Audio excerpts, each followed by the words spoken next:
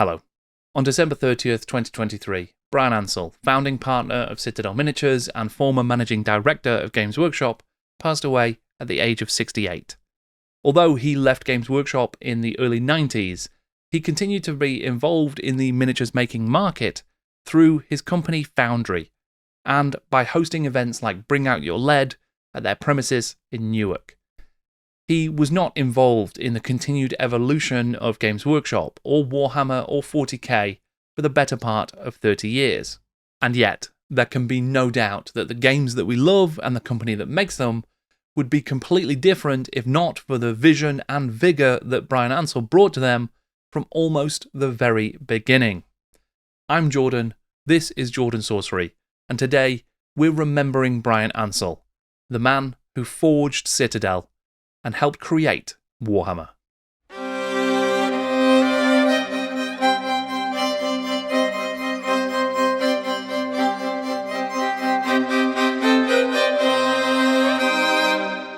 It is impossible to overstate just how important Bryan Ansell is to the history of Games Workshop. Others may have founded the company, others may have written the rules and created the games, and still others may have sculpted and illustrated the creatures that lived within those worlds. But it was Bryan Ansell whose vision for what they could become drove Citadel to create the worlds of Warhammer and to establish a brand new way of playing miniatures games that would literally change the industry and the world. In his career, Ansell sculpted miniatures, wrote rules and games and stories, founded companies, pushed and drove and inspired others to create astonishingly successful products, and crafted a legacy that will last for generations. It's truly impossible to completely document all of the contributions he made to the worlds of Warhammer and to Games Workshop as a company, let alone to the entire hobby industry. So, in this video, I will just be taking a look at some of the key moments and the inflection points in the history of Games Workshop and Citadel Miniatures that Bryan Ansell was responsible for. In my research and my conversations, it's become quite clear that there was a world that Bryan Ansell saw that seemingly few others did. One that would take things beyond D&D and beyond the market as it existed early in the 70s, and turn it into something that would be very, very different, and of course, very, very profitable. He set Games Workshop on the path to what it would become today, and he did it through sheer force of will. It was not that there was no wargaming or tabletop marketplace in the early 70s, it just hadn't yet cottoned on to the potential for fantasy and science fiction wargaming in a way that would come to dominate the market. But one of those first entrants was of course Bryan Ansell himself. Produced sometime in the early 70s, Ansell sculpted two ranges for Conquest Miniatures, the fantasy series Age of Jomon, and a Wild West themed range called Gunfighters. In 1976, Ansell co-founded Asgard Miniatures with Paul Sully and Stephen Fitzwater. The company would make a range of historical, fantasy, and science fiction miniatures, and even had its own shop in the centre of Nottingham. Asgard would evidence one of Bryan Ansell's most consistent and important skills, something that would influence the development of the UK and later the world's fantasy and sci-fi hobby markets. His uncanny ability to attract, recognise and harness incredible talent. At Asgard, Ansell brought together artists like Tony Ackland, Jez Goodwin and Nick Bibby to produce some of its miniatures, all of whom Ansell would in time bring with him to the next company he would create, Citadel. Asgard continued until the mid-80s, but Ansell had left long before then, having already approached Games Workshop's Ian Livingstone and Steve Jackson with an ambitious plan to change the future of gaming. Games Workshop had been founded in 1975 by Livingstone and Jackson, along with another of their childhood friends, John Peake. The initial plan for that company had been to focus largely on selling wooden games and toys that Peake himself was hand-making. But with the advent of Dungeons & Dragons, things began to shift towards role-playing, and Peake eventually left the company. RPGs and board games became the bread that sustained the early Games Workshop, and the butter was the increasing number of miniatures that they could sell to dungeon masters. According to Ian Livingstone in his book Dice Men, Asgard's giant rat miniatures were particularly popular with Games Workshop shoppers, especially after Livingstone himself reviewed the entire Asgard range in 1977's White Dwarf Issue 2. Asgard miniatures are a new name to the figurine business, although their co-founder, Bryan Ansell, is not. He has already designed the Conquest Age of Joman range. The Asgard range can be judged as being an excellent high-quality range of figures in its own right, and will doubtlessly prove popular to all D&Ders. They are well-cast figures, and it is good to see rounded bases getting away from the traditional rectangular base. But perhaps one of the best points about these figures is that they may all use interchangeable weapons, and those shown in the photographs below are by no means obligatory. Mention of interchangeable weapons and improved bases would become a hallmark of Ansell's work. He continuously pushed for innovation and revolution in the way that miniatures were made, and he would always test the limits of what could be profitably achieved with materials. Asgard Miniatures were one of the companies that took a stall at the third Games Day event held in December of '77. At that event, Ansell got chatting with Livingstone and Jackson, and just a month later, in January 1978, he travelled to London to pitch them on a new venture. He wanted Asgard to create miniatures exclusively for Games Workshop. Bryan was a confident, no-nonsense operator who knew his stuff and got things done. We liked his attitude and ambition and agreed a deal. It was the beginning of a long relationship, the ending of which we would never have guessed at the time. The manufacturing of miniatures wasn't the only thing that occupied Ansell's business and creative mind, though.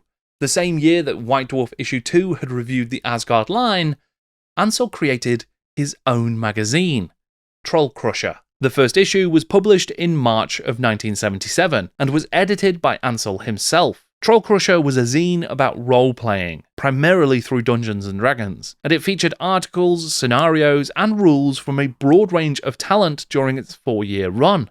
In the mid-80s, there'd be even more evidence of Ansell's creative streak, when he turned his hand to wargame design, producing the science fiction skirmish Laserburn. Back at the Games Workshop of the late 70s, sales of Asgard's miniatures far exceeded expectations, and Ian Livingstone and Steve Jackson were keen to find other ways to exploit the miniatures market.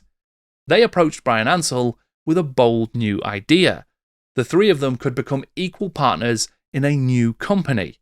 Jackson and Livingstone would sit on the board, and Ansell would be the managing director. In September 1978, Ansell left Asgard, and in December, Citadel Miniatures was born. Ansell said of this period, "I first met Ian and Steve when I was running Asgard with my two business partners. At Asgard, we had already reached a point where my old business partners were content with what we had achieved, what we were earning, but I wanted to go to the next level. They were never going to commit more time and effort or take any risks. At that time, there were very few people doing toy soldiers or game systems in a serious, business-like way. So it's not surprising that Steve, Ian, and I ended up working together." White Dwarf Issue 11, released in February of the following year, announced the new partnership. Games Workshop and Bryan Ansell are proud to announce the formation of Citadel Miniatures Limited to manufacture and distribute the most exciting new miniatures in the country, including Ral Partha. Citadel Miniatures will be run by Bryan Ansell, founder and designer of Asgard Miniatures. Along with Bryan Ansell himself, many new designers will be working on Citadel's own ranges, including the Fiend Factory range from the White Dwarf feature of the same name and a Fantasy Adventurers range, both designed for fantasy role-playing gamers. Watch this space for further news. Games Workshop's Ian Livingstone and Steve Jackson, by co-founding Citadel Miniatures with Bryan Ansell, had set in motion a series of decisions and events that would mark an inflection point in hobby history. Although at this time Citadel was just a part of the Games Workshop empire, eventually Citadel would become Games Workshop. The Citadel miniature ranges sold well, although there was some initial resistance from some managers in Games Workshop's own stores. Ansell soon proved the value of his fledgling company's products though. He and his team ensured that miniatures were packaged in plastic bags with card headers. This made them stand out from the loose minis that other companies were selling, which typically were just found in drawers. After that, they introduced highly noticeable and convenient metal spinner racks on which to hang these bagged minis. This was followed by another innovation, the blister pack, and from that, the wall-mounted metal rack, which could house even more product. These decisions, and others like them, speak to Ansell's ability to put pragmatism at the heart of what Citadel were doing, ensuring that the barriers to sales were reduced wherever possible. And not just that, Citadel Miniatures themselves were exceptionally good. In the book Talking Miniatures, Alan Merritt, one of the earliest employees at Citadel, credits Ansell with developing the key characteristics that made Citadel Miniatures so successful. Bryan was a competent figure sculptor, but more than that, he had a real eye for design, and was both a philosopher and a manager of design and designers. Bryan simply had extraordinarily strong views on what Wargames miniatures for the tabletop should be like. They are about exaggerating certain elements of the model so that it retains its power and character when it's standing on the tabletop and players are looking down at it from 3 or 4 feet away. Things like overscale heads, hands and feet, and oversized weapons. Sales grew exponentially, and Ansell wanted to secure more funding to invest in new product development. Unfortunately, because Games Workshop was running on such a tight budget, Jackson and Livingstone refused, and that was the first time that Bryan Ansell quit Citadel. He sold his shares back to his co-founders, and they incorporated the business into Games Workshop proper, making it more akin to a division of GW than a separate entity.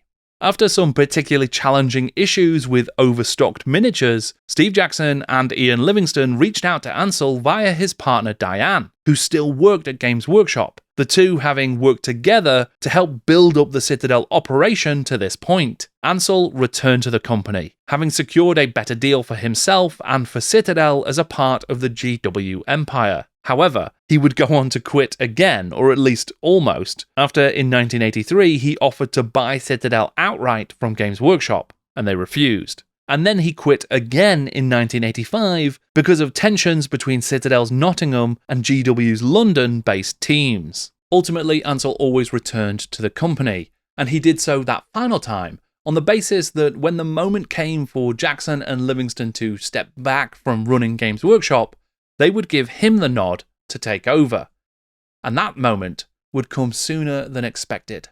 Reflecting on his decisions to leave Citadel at various points, Ansell said, "Each time that I resigned, it was about control and money for new projects. Steve was very cautious, especially where money and expansion were concerned. I always sensed that Ian would have taken more risks, but ultimately Steve and Ian had a business relationship that predated me. To them, Games Workshop was always going to be more important than Citadel," which may well have remained the case if not for the creation of some inconceivably successful products in the early 80s. Steve Jackson and Ian Livingstone wrote The Warlock of Firetop Mountain, the first in their series of fighting fantasy gamebooks, and it would sell an enormous quantity of copies. The reason that Jackson and Livingstone were always so keen to bring Ansell back into the company, despite those various tensions, was because he was, in Livingstone's words, the best in the business. And that was a fact that he would prove once again in 1983, because that was the year that Citadel published the first edition of Warhammer. Although the game was primarily designed by Richard Halliwell and Rick Priestley, it had been Bryan Ansell who set the brief for the project and hired the two young designers. He wanted a new war game that could fit well in the popular RPG market, which had so far been driving Citadel Miniatures' sales. D&D gave players the excuse to buy their characters for the tabletop, and DMs might collect a range of monsters as well. But Ansell saw the opportunity to get all of the players buying many more miniatures each, if only he could get them to field them all in large armies. The success of Warhammer led to a second edition the following year that further professionalized and expanded on the offering. It would soon be joined by supplements, boxed miniatures, expanded rulebooks, and huge new miniature ranges. In time, Warhammer became the core focus for Citadel, with the vision of gamers buying entire armies worth of minis becoming a reality. In 1985, the day arrived that Steve Jackson and Ian Livingstone would step full-time into the worlds of fighting fantasy, and behind them, they left in charge Bryan Ansell.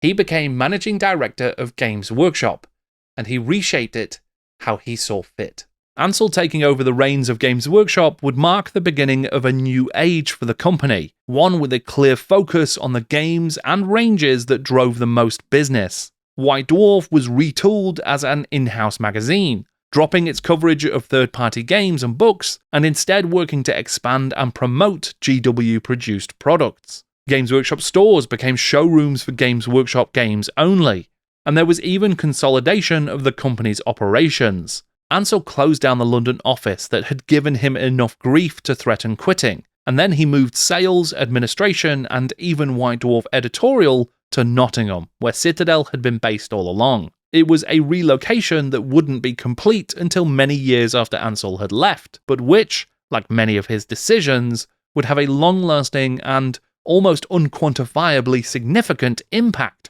on the fate of Games Workshop. This new, vertically integrated Games Workshop would develop new games, sculpt new miniatures, print, cast, and box them, advertise, review, and hype them, and then of course sell them end to end. The entire product lifecycle under one roof. It's been said by many that Bryan Ansell had a keen business mind, but also that he had a ferociously creative one as well. He wanted to create the best miniatures company in the world, and one that operated at a healthy profit. But he also wanted to create the best miniatures in the world too. Not just because they would sell more, but because, well, he liked miniatures. It might make sense to assume that Ansell was driven purely by profit, at the expense of artistry. But as ever, the truth is far more nuanced.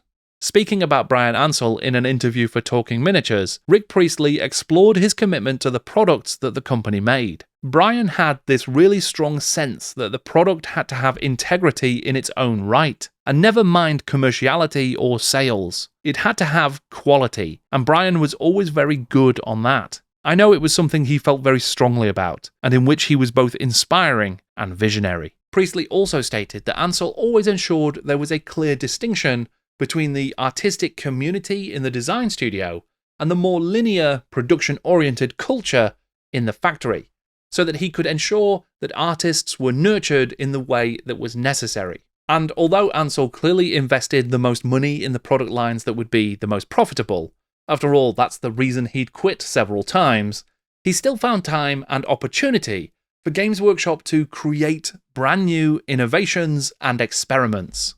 Whilst he was general manager, Ansell had ensured that Games Workshop would become a leading publisher of RPGs for the UK market, producing new editions of Call of Cthulhu, RuneQuest, and Paranoia, and the company also made new material for these games as well. With the increasing popularity of Warhammer, Ansell also commissioned Rick Priestley to write Warhammer Fantasy Roleplay, and then he recruited a team from the struggling TSR UK and the wider industry to come to Games Workshop and complete the project. At his behest, they would then produce one of the most famous RPG campaigns of all time, The Enemy Within. This new RPG would deepen the lore of the Warhammer world and create the foundation on which the fantasy battle game would build. Chaosium's Mike Mason, creative director for the Call of Cthulhu role-playing game, is quoted in the company's statement about Bryan Ansell's passing. Bryan's vision and love of miniatures and games was a passion. This passion was passed on to many gamers in the UK who look back fondly on the GW editions of Call of Cthulhu, RuneQuest, and others. We owe a massive debt of gratitude to Bryan for helping to feed our youthful gaming passions. Ansell was also keen for Warhammer to become home for meaningful, memorable stories, an idea that gave rise to the creation of a publishing imprint, GW Books. There would be 17 books published in a 3-year period under the GW Books label, novels and short stories written by exciting new talent in the fantasy and science fiction genre. Author of the first 40k book, Ian Watson, remembers the ambition that Ansell had for the line of books. Bryan Ansell yearned to read real novels by real novelists set in his beloved domains. There was also an attempt to create a Warhammer Records label, driven largely because Bryan Ansell was certain that Citadel Miniatures fans and heavy metal fans were from the same group. And of course, there are countless classic games that came about because Ansell commissioned, or at least supported, their creation at Games Workshop. Richard Halliwell's Space Hulk, Jervis Johnson's Blood Bowl, and Rick Priestley's Warhammer 40,000 Rogue Trader, to name just an astronomically important few. He's been said to be a tough man to please, regularly issuing challenging and sometimes contradictory orders, micromanaging or inexplicably dictating certain decisions. There are plenty of times Bryan Ansell has been described as difficult or hard to work for, but in every conversation I've witnessed, those qualities are balanced by his relentless pursuit of excellence and his visionary drive to change the very way that the miniatures market worked. Most, if not all, of those who worked for him seem to admire his passion and his capabilities. An almost perfect example of these twin aspects of Ansell's character can be found in a quote attributed to Tom Kirby in the book Zones of Control. Tom Kirby was a man who was brought into Games Workshop by Bryan Ansell, first as general manager, but who then led a management buyout of the company. In 2014, he described Bryan Ansell as a capricious autocrat who understood miniatures almost transcendentally. When I spoke earlier in 2023 with Robin Dews, the former White Dwarf editor and manager of the Citadel studio, he remembered Ansell's formidable talents. Bryan was and is an extraordinary character, a really extraordinary character. He's a Renaissance man. In that sense that he was an intellect, he was intensely commercial, he was a businessman.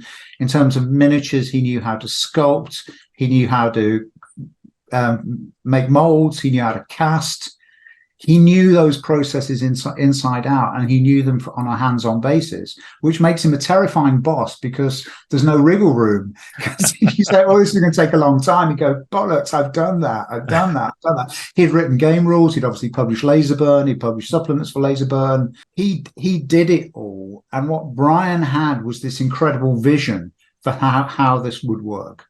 And for this was Citadel Miniatures. Robin Dews and John Stallard have both talked about how Bryan Ansell might have artificially constrained the growth of Games Workshop, keeping it large enough to produce amazing products and indulge Ansell's flights of fancy, but small enough that he could still be involved in every aspect of everything that they did. In an interview with the Realm of Chaos 80s blog, Bryan Ansell put it this way: "For 33 years, my life was a constant whirl of toy soldiers and everything associated with them. New things were happening all the time. Every working day saw more concept drawings, toy soldiers, illustrations, text, and baffling eccentric behaviour. Working with early Citadel GW was a very pleasant way to make a living. The company remained a nice size that allowed us to get interesting things done without bogging down too much in bureaucracy or internal conflict. A benign realm of chaos, even." It was Bryan Ansell who revolutionized the Slaughter base, who pushed for new multi-part plastic miniatures. It was him who commissioned Warhammer and Warhammer 40,000, and it was his obsession with Michael Moorcock and the Forces of Chaos that would ensure they became a central feature of every game that Games Workshop makes. Realm of Chaos Slaves to Darkness was perhaps Bryan Ansell's creative magnum opus, a book dedicated to exploring and documenting the inexplicable, surreal, and inspiring forces of chaos in both Warhammer Fantasy and Warhammer 40,000. In another Realm of Chaos 80s interview, artist Tony Ackland recalled Ansell's role in the creation of Warhammer's chaotic pantheon. The core idea came from Bryan's fascination with the Chaos Gods featured in Michael Moorcock's Eternal Champion books. Bryan came up with the names and attributes, and got John Blanche to provide some rough sketches of each of the 4 gods. Maybe the best known photograph of Bryan Ansell comes from the 3rd edition Warhammer Fantasy supplement, Warhammer Armies, where he sits alongside his mighty avenging Chaos Army, an image that perfectly captures the spirit of a legend. Alongside all of the sculptors and artists, storytellers, games designers, and chaos gods that Bryan Ansell recruited into Games Workshop, he also brought managers in as well. Managers like Tom Kirby, who would go on to lead a management buyout in 1991 that ensured Bryan Ansell could walk away with a small fortune. And so, he did. His final passion project, the 40k Orcs books, War Orcs, Here We Go, and Freebooters, would eventually be released, as would the second Realm of Chaos book, The Lost and the Damned. but many of his other more esoteric projects fell by the wayside. The GW Books imprint was wound up, and the fiction was licensed to Boxtree. It would still be a fair few years before the Black Library would attempt to recreate Ansell's experiment, proving, after all, that it was a very good idea. In fact, in a closing note from his second interview with the Realm of Chaos 80s blog, Ansell reflected on where things might have gone had he stayed at Citadel, and the Orcs project been completed as originally intended. If I had stuck around, we would have produced similar books for all the 40k and Warhammer races, not necessarily with that many volumes though, and kept them permanently in print as paperbacks. The Warhammer world could have developed into a splendidly textured alternative reality for gamers to explore. All they would have to do would be to pick up a book and walk right in. Even after he'd left, Ansell's vision for what Games Workshop and Warhammer could have become would prove to be right. Writing in a comment below that interview, Warhammer and 40k creator Rick Priestley said, "Bryan is being very modest and exceptionally generous as always. His leadership inspired us all to greater things, and his driving enthusiasm obliged us to develop what talents we had. I learned a lot of what I know about the business thanks to Bryan, and I owe him a great deal indeed. He'll have to make do with my thanks though. Thanks, mate." Many histories told of Warhammer and of Games Workshop seem to omit or otherwise neglect the phenomenally important role that Bryan Ansell played. Sadly, some of those histories include the ones that Games Workshop tells about itself. Other companies in the industry, like Warlord Games and Chaosium, have recognised the trailblazing role that Bryan Ansell played, and they have mourned his passing. But as far as I can see, Games Workshop have yet to officially note anything about it, and I think that that's unfortunate, unnecessary, and disappointing. Recognising the enormous contribution of a visionary like Bryan Ansell doesn't diminish the work that others have done to build Warhammer and Games Workshop. Rather, much like the man himself, it elevates the work that they've done. Without Bryan Ansell, there would be no Citadel Miniatures, and likely no Warhammer or 40k either. The presence of chaos, the force against which all others are contrasted in the games and stories of GW, might very well be quite different, and there's no doubt at all that Games Workshop itself would look nothing like it does today. There are ripples and waves from the work that Bryan Ansell led at Citadel that lap at the shores of tabletop gaming, Hollywood, and the video game industries. Thousands of influences, and an enormous number, unquantifiably large, of things that just wouldn't exist, or probably wouldn't exist in the way they do, if not for the work that Bryan Ansell had done. As many Warhammer Fantasy fans are preparing to return to the old world and field their forces once again, I can't help but think about the joy and the passion that was inspired by all of the amazing things that Bryan Ansell helped usher into this world. We truly owe him an enormous debt, and a great deal of thanks. Thank you, Bryan. My sincere and heartfelt condolences to Bryan Ansell's family and his friends. And to my fellow Citadel and Warhammer fans, might I humbly suggest that next time you array your forces for battle, you take a moment to silently salute with them the visionary general who mustered them into existence in the first place. I have included links below to both of Bryan Ansell's interviews with the Realm of Chaos 80s blog. I thoroughly recommend them. Thank you for watching. I'm Jordan, and this is Jordan Sorcery.